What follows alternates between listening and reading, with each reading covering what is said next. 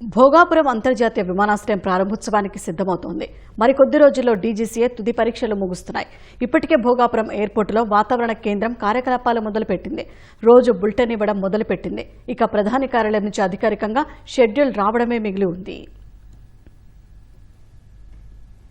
రాష్ట్రంలోని తొలి గ్రీన్ఫీల్డ్ అంతర్జాతీయ విమానాశ్రయం భోగాపురం జూలై నెలలో ప్రారంభోత్సవానికి రెడీ అవుతోంది. ప్రధాని మోదీ చేతుల మీదుగా ఎయిర్పోర్టును జాతికి అంకితం చేయాలని చకచకా ఏర్పాట్లు చేస్తున్నారు. జూలై 8వ తేదీ నుంచి పూర్తి స్థాయిలో వాణిజ్య విమానాల రాకపోకలు ప్రారంభం కానున్నాయని ప్రముఖ అంతర్జాతీయ విమానయాన సంస్థ స్కూట్ ప్రకటించింది. జూలై 8 నుంచి సింగపూర్కు తన తొలి సర్వీసును ఇక్కడి నుంచే నడపనున్నట్లు ఇప్పటికే అధికారికంగా ప్రకటించింది.